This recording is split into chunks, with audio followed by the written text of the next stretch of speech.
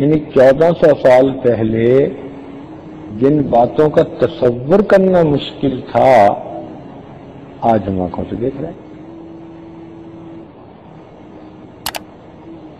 صحابہ کے دور میں تو کوئی اس کا تصور بھی نہیں کر سکتا تھا۔ یہ تو نگاہ نبوت تھی کہ جس نے 1400 سال پہلے دیکھ لیا کہ کیا ہونے والا ہے۔ مثال کے طور پر ایک مثال کہ نبی اسلام نے ارشاد فرمایا کہ جب مکہ کے بطن کو چیر کے راستے بنا دیے جائیں، بطن پیٹ کو کہتے ہیں، جب مکہ کے پیٹ کو چیر کر راستے بنا دیے جائیں اور مکہ مکرمہ کی عمارتیں پہاڑوں کے برابر اونچی ہو جائیں، فانتظر الساعہ، پھر تم قیامت کا انتظار کرنا۔ آج آپ عمرہ کے لیے، حج کے لیے سعودی عرب جائیں تو آپ کو رنگ روڈ ملیں گی، انٹرنل رنگ روڈ اور آؤٹر رنگ روڈ، اور یہ رنگ روڈ جتنی بھی ہیں یہ پہاڑوں کو کاٹ کے آپس میں ملا کے روڈ بنا دی۔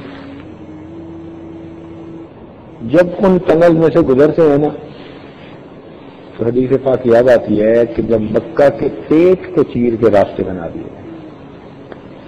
صحابہ کرام کے زمانے میں تو یہ سوچنا مشکل تھا نا کہ پہاڑوں کو نیچے سے کھود کے راستے بنا دیے جائیں گے۔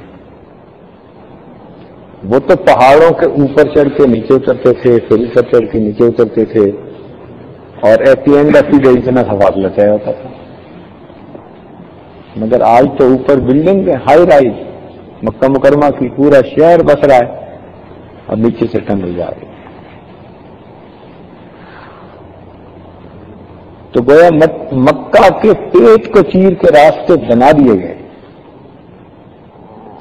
پھر بلڈنگ دیکھو، ہائی رائز۔ صحابہ رضوان اللہ علیہم اجمعین کے زمانے میں تو بندہ یہی سوچ سکتا تھا نا کہ بھئی ایک منزلہ گھر کی بجائے 2 منزلہ ہو جائے، اوپر بالا خانہ بن جائے، اوپر بالا خانہ ایک کمرہ بن جاتا تھا نا چھت کے اوپر، تو لوگ اس کو بالا خانہ سمجھتے تھے۔ بس یہ اس دور کی سب سے اونچی منزل ہوتی کہ ایک کمرے کے اوپر دوسرا کمرہ بنا لیا۔ تیسرا کمرہ بنانے کے لیے تو اس زمانے میں کم ہی لوگ سوچتے ہوں گے، 3 منزلہ کیا؟ آج وہاں جا کے دیکھو تو مکہ ٹاور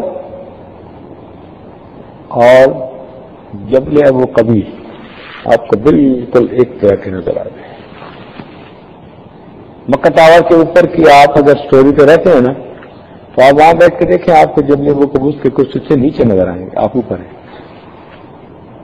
اب اتنا اونچا مکان بنانا دور صحابہ میں تو کسی کی سمجھ میں آ ہی نہیں سکتا، کیسے پاسبل ہو سکتا ہے اتنا اونچا مکان بنانا؟ آج بنے ہوئے ہم اپنی آنکھوں سے دیکھ رہے ہیں۔ یہ کوئی چھوٹی سی بات تو نہیں کہ جب مکہ مکرمہ کے پیٹ کو چیر کے راستے بنا دیے جائیں اور جب مکہ مکرمہ کی عمارتیں پہاڑوں کے برابر اونچی ہو جائیں، فانتظر الساعہ، تم قیامت کا انتظار کرو۔ اب یہ وہ حدیث پاک ہے کہ جس کو 100% 100% 100% پورا ہوتے ہوئے ہم نے اپنی آنکھوں سے دیکھا۔